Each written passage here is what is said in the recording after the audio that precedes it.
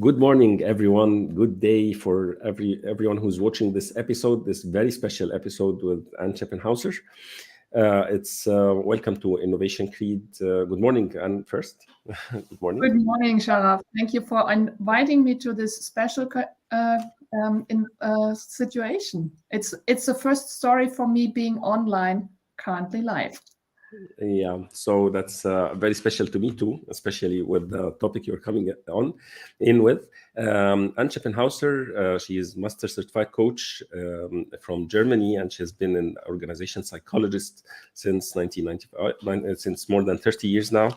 And she is already a senior consultant working with different, with her company Cicero, and also with working with our guest speaker. She's also working with leadership choices, and she has many initiatives working with making the world a better world using different techniques. She has already been working with along the previous period, from mentoring, supervision, coaching, team coaching, and different practices that she supports leaders and organizations to make the world a better place. Welcome to this episode, Anne, and it's a pleasure having you here. Thank you for this nice introduction. And as well, I'm standing on the shoulders of several people here when we talk about narrative coaching. And I would like to bring in primarily Dr. David Drake, and I'd like to bring in my colleague from South Africa, Shane Swart, and Mary Alice Arthur. And all these three and all the others, they kind of invited me or called me to bring in this topic more into this world in order to make the world a better place. So thank you, thank you, thank you. So why these stories? Why these stories? And perhaps to begin in the start, knowledge and experience, they are shared and transferred by stories. Long before letters were invented, book print was invented, or computers were invented. So telling stories is kind of the heritage by our ancestors to share information through the generations. And perhaps you recall the Australian native people, they walk along the storylines across their country, and in order to create individual and spiritual experiences.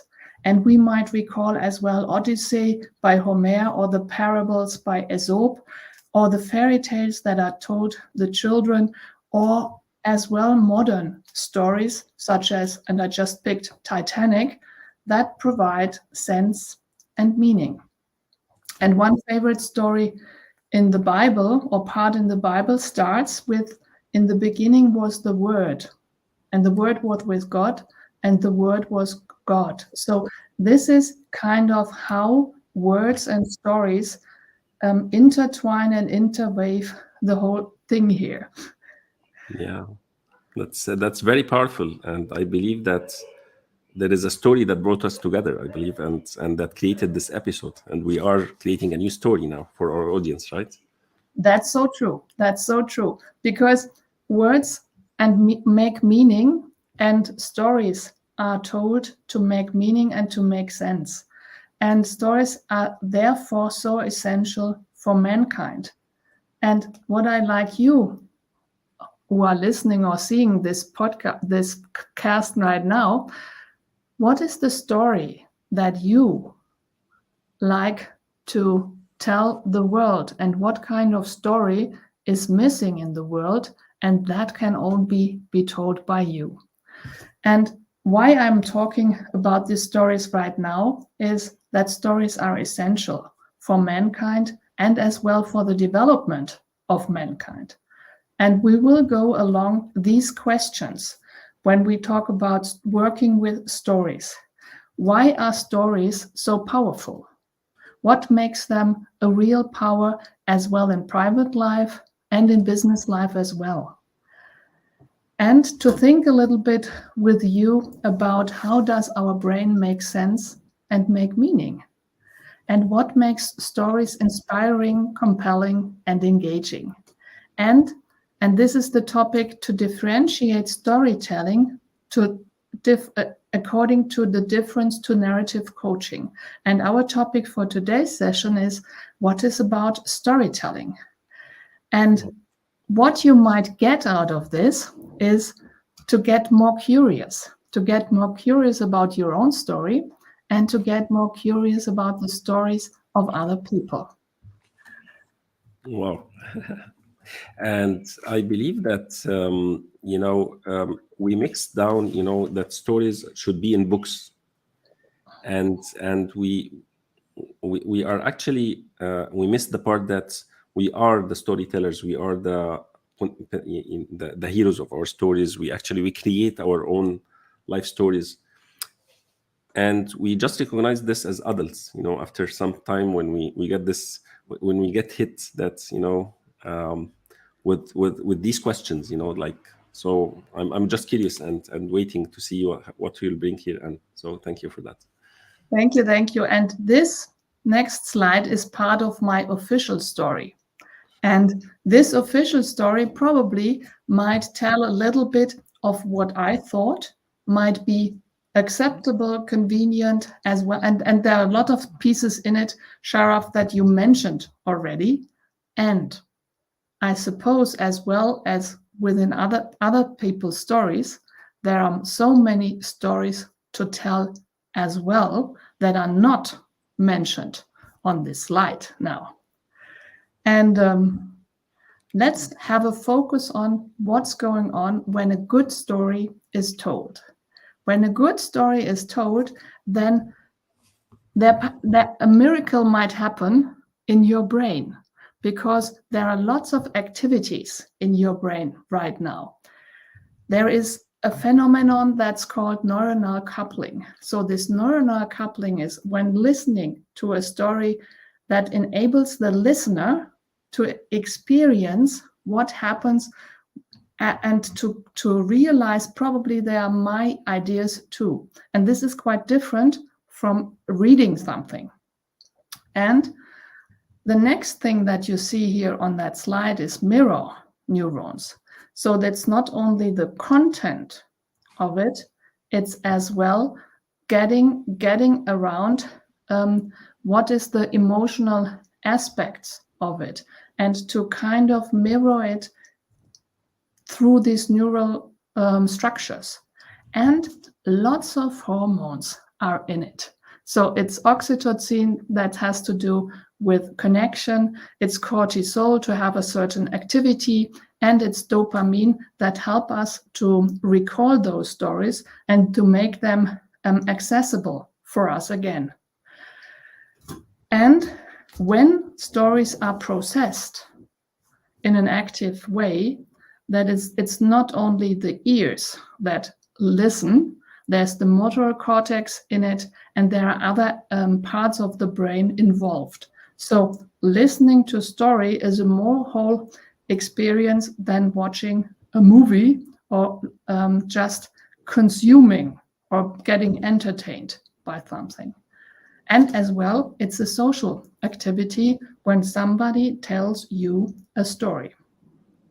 So we can say that there is a difference between just listening to a story being told, like being read from a textbook, or maybe set without flat emotions, and the other, those great storytellers, or those who are actually engaging storytellers, they use emotions and they induce states which can support you to understand their positions, whether they were ideas that's through neural coupling so that you can own it, or emotions like mirror neurons so that you can actually feel it, right? Yes. And come to it later. There's some aspect in it what Simon Sinek says, and perhaps at this point, telling a story is not acting in a theater. It's sharing something that is personal or dear to your heart, and to let the other person watch it, realize it, and go through it. And perhaps there is a small example, and probably you have seen this picture. It's an ancient picture, and probably you might recall where you saw this picture for the first time. Perhaps you recall that picture. It was, yeah. I saw it in a gallery, yeah, I believe, and not in a gallery,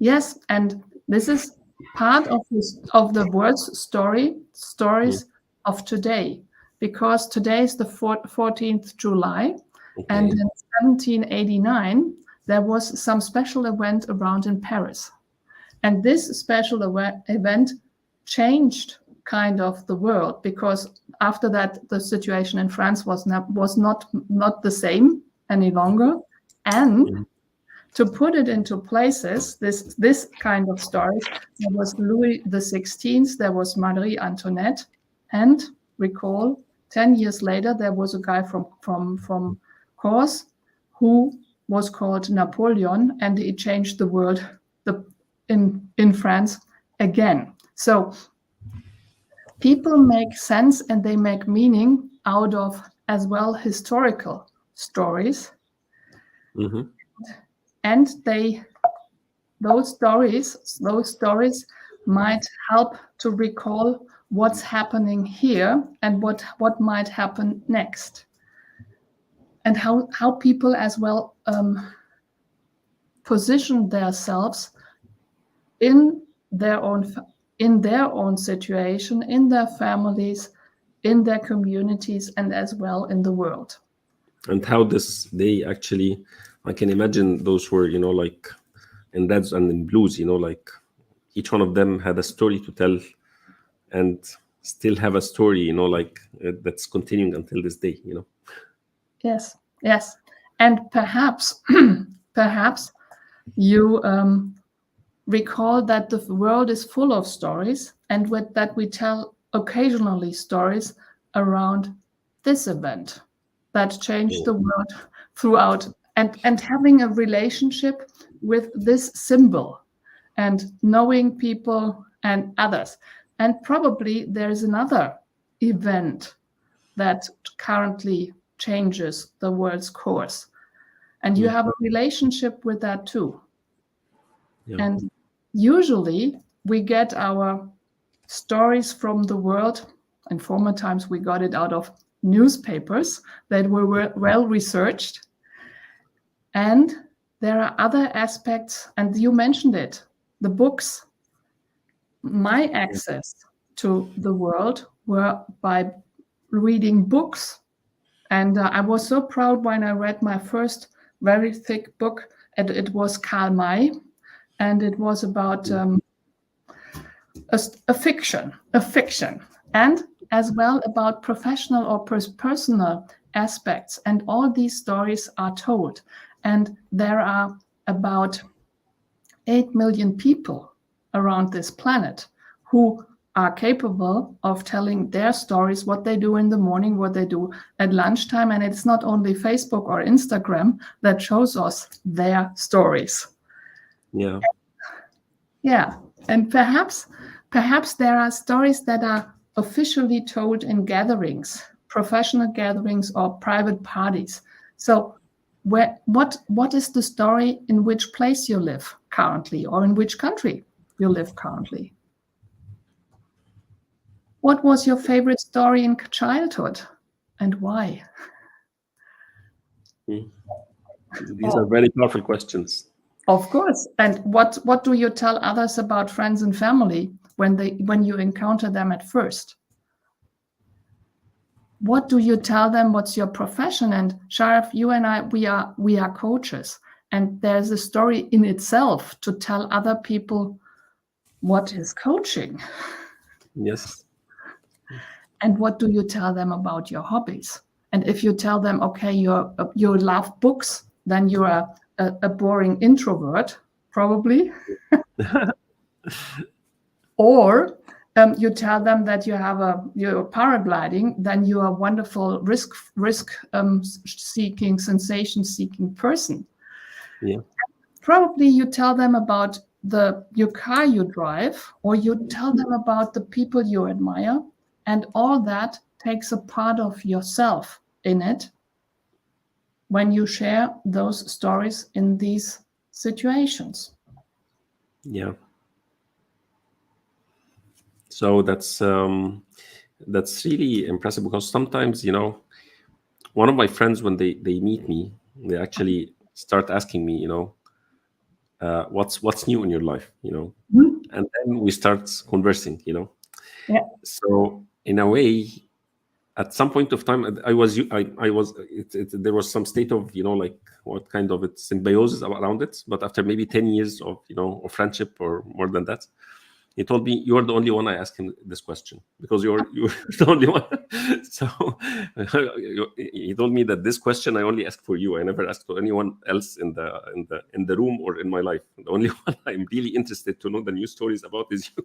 So in a way, I didn't know that my stories were so, like, important for someone. I thought it was a very casual question that we created some sort of symbiosis around, or something like this. But I know that it created some meanings for him, or it was important for him. Yeah. And yeah, so it was striking to me now, like how it happens. Yes. So it's very important to navigate, how we relate to our countries, our systems, our families, our organizations, our teams that we work with, our neighborhoods, our homes, and maybe about our relationship with things, like with money and other stuff. Like we had this discussion before the meeting. So yeah. So in a way, yeah, I can get you. And without COVID, despite it struck me to see this ugly thing in the beginning, but it was the most important things that happened in my life happened after COVID. Like knowing you and other people, and many things that's happening now around me, it happened because of COVID. It connected me with many people around me. So there's another good side of the story. Yes, and to realize what's in it for you in the current situation, and to watch and to reflect. And I think I liked your friend asking you what's the latest in your life. And it's not about just chatting; it's about inquiring deeply what is new, Yeah.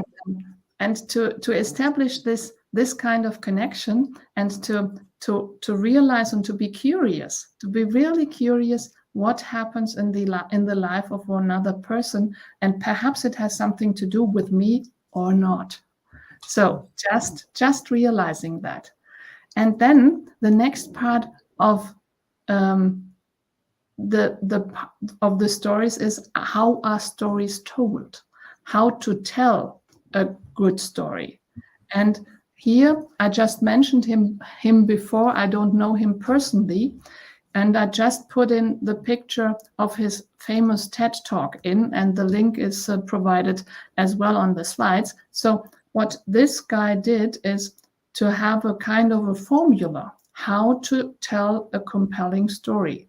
And he said, when you want to inspire people, then please start with the point about the why, about the purpose, about the motives of people. If people want to become more successful, then start there.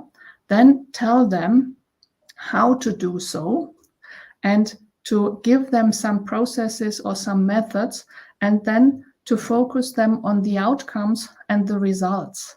And this is his structure, his personal structure of how to put a compelling story into place. And if you are interested in realizing what he told about it, then check him out in YouTube, I think, or his TED Talk. Yeah, and then there's the great book that he already did before, which is the Start With Why. Yes. Yeah, and there is a workbook also that's very, very beneficial. Has many great activities. Yeah. And the first time that stories came into my professional life were around this person. And this person is a famous person called Milton Erickson, and Milton Erickson is kind of the father of modern hypnosis. And I'm not sure whether this book is as well available in English, but I suppose so. And he had some stories that he often told throughout his therapeutical or his group coaching sessions. And one of those stories that inspired me a lot, because it was about his own relationship with his health and his body. And at the age of 17, in summer of 1919, he was struck with his first attack of polio. And he was in his bed, and the doctor came and sneaked in and told his mother, well, please be prepared. Your son is not going to see the next morning. Mm-hmm.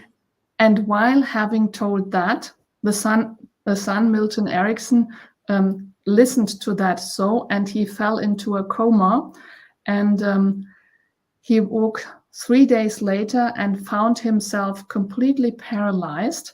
And then it was there were no rehab situation in that place where he lived, so it was, and he just could communicate with blinking his eyes. And so his situation was quite desperate. And what he showed himself is how he managed to come out of this bed again and to live a restricted life, yes, but to live a fulfilled life in which he invented structures of hypnosis. And he was struck by polio a second time at the age of 50. So he definitely survived this night at the age of 17. And throughout his whole life, he had to deal with his health and his polio issues, and showed the world it's possible. The others told you that's not possible, but it's possible. So this is what he brought in as stories into as well therapeutical life and in other aspects too. And that's, an eye-opener, I use my own story to create a new story for the world, it ripples from inside out. Mm-hmm. Despite it's a very unique personal experience, but it came out with, therapeutical methods and teaching stories, and, and I believe it made many practitioners afterwards. So, yes. Wow. So, and it's kind of showing the world to do the non-believed, so that you can change as well what everybody other thought that is possible. Wow. And there are other stories in it, some more funny, but this was his own story as well. Okay, so now I believe that we brought stories and storytelling into life. So how can this happen in coaching? The narrative coaching, there is a difference between coaching people and using stories, and the storytelling. What's the what's common here? What's different? How can coaches make use of this? Yeah. So I just want to share one idea, and then we come to that question if you like to. Okay. Because one idea here, how to create and to craft stories. And Aristotle said, okay, you have to start, there's a beginning, a middle, and an end. This beginning, the middle, and an end, you have to kind of think your story from the end in order to put the aspects into places, and to ask yourself, which kind of story do you use, and why do you use them now, and what is the obstacle that is in your way, and the developmental field that's in the way, and know what the end here is. And according to telling stories as well, probably if you are a leader in a company, or if you are a coach, then probably you bring in other people's stories in order to have people realize, okay, in the company XY that it worked like this. Perhaps we could bring it to us as well. So then it's necessary to bring those stories that are found, or that are told, or that yourself experienced, into a kind of a context. And in order to differentiate it from storytelling, the storytelling and the narrative coaching. The storytelling is, I want to convey a message to the world. I want to bring in a new idea into the world. And I'm an avid fan of the TED Talks, and I attended several events of that, because there are people committed to share ideas and to spread ideas into the world. And from there, to inspire people and to bring connections that never been there before. So the storytelling aspect is to bring it out. And the narrative coaching aspect is more to realize what are the aspects of my story and what's the header of my story as well, and what might be my next chapter that I want to bring into my life. Because sometimes people feel stuck in their own stories because they are kind of working like a horse. It's a saying in German, so sorry for that if it's not relating to other languages. And they like to not do so. And it's the example, Sharaf, we just shared before we talked here. So just to break kind of the habit or the heading that was there before. If there is the need to do so, if a person is happy with the current story, then go on. So it's like imagining a new story and putting myself in this story, because at some point of time, I believe that sometimes I feel that this story doesn't relate to me, like somebody else this can happen to them, but it's not me, like even if it's a good one, but it doesn't look like me. So bringing myself in the story, it needs a lot of vulnerability, courage, emotional, what they call it, like it needs awareness, like resilience and lots of qualities, and but how can you invoke the desire or make it desirable for the client to actually accept taking a role in this new story, like? It's an important question, and it's an excellent question, Sharaf. Thank you for asking that.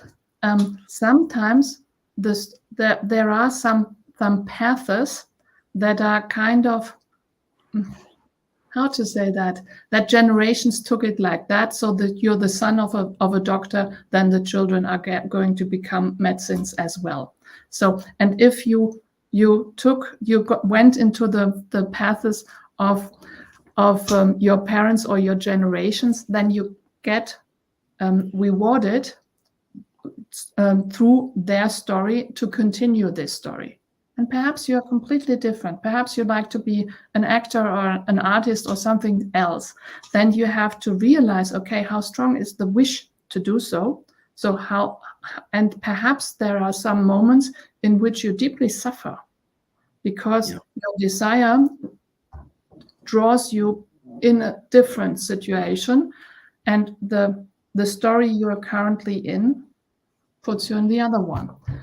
And in order to realize what is in me that wants to realize itself, herself, himself into the outer world, and to create a new story out of yourself and the context is you are in and you are with. Yes. Wow. And this is sometimes just listening deeply, and it's the duty of the coach to listen properly what is in it. And then my dear colleague David Drake says, stand at the threshold of this when a new story wants to show itself. Stand at the threshold and help this person to kind of take that step into the new story that's going to emerge currently. Wow. Amazing. Thank you, Anne. That was great. I really loved how you're talking about the coach role and actually supporting the client to step into the new story and creating this path and asking the right questions, listening, putting things. But I believe that this will be what we will be talking about the next 2 episodes, right? Yes, we'll do. Today we're just finding the way between storytelling and narrative coaching. Maybe our next episode we will talk about the narrative coaching, the stories in coaching, right? We'll be talking about how we use these stories in coaching, and this will be this will be in the 10th of August, right? Yes, it's so true. And then we meet again at this place, and we are going to meet earlier in other places.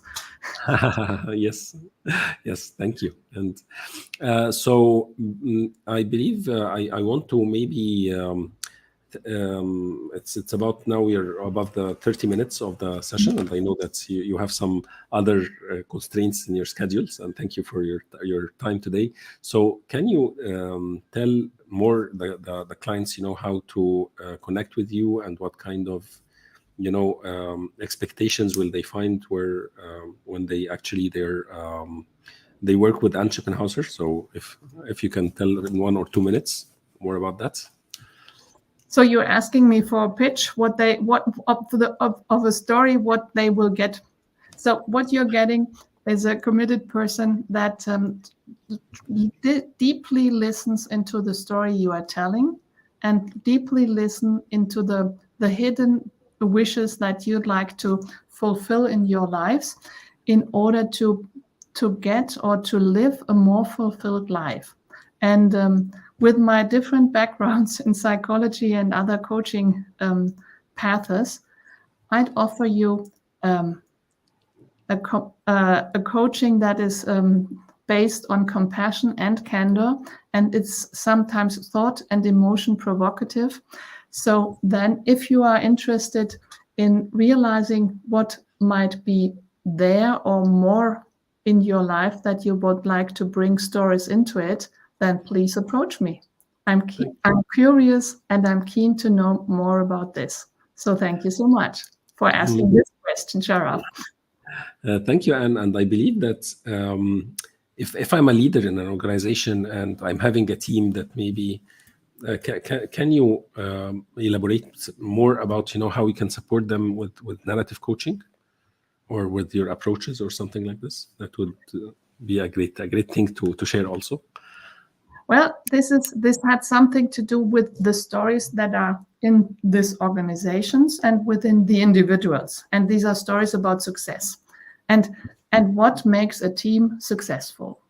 And I suppose there are different pieces into that. And I think at first it needs to be focused on what's the real purpose of that team, the purpose around the stakeholders that are around them, around those people, and the stakeholders not only in that company, as well the clients, as well the world, because we all have a responsibility according to the relationships as well with world. And then to kind of focus on what's the purpose of that, what we are doing here together, and how will we fulfill this purpose with the people that are on board at its best. And wow. go from there. And sometimes it's deeply listening into not only the kind of success stories, it's as well the stories about tragedies. Perhaps it's tragedy, perhaps it's tension around conflict, and perhaps it's as well the transition. And I often listen to stories of transition because the patterns of the old, whatever old meant, world will not fit into the new situation, because everybody realizes, okay, I have a certain relationship to that, what I think is our next step. And we don't have a foundation of it, or a foundation in it, where we can start at a kind of common point. Yeah, amazing. Thank So thank you, Anne. And I believe that these are the contacts. You can find them there. For any questions about this episode and waiting for us for the next time, looking forward actually for our next episode on the 10th of August. I believe that we will go deeper in stories in coaching, and maybe it will be another very interesting 30 minutes. Hopefully, it's this our second episode in 10th of August. Wait for us there. And if you have any questions or comments for me or for Anne, you can actually send to us over a comment on this video, or you can send it directly to our contacts on LinkedIn. Thank you for your patience and those who are actually with us today, and have all a great day. And thank you, Anne, for your precious time and efforts that you had with us. Thank you. Thank you for the invitation, and thank you all for creating new stories, because the world needs new stories. Thank you. Thank you. Thank you.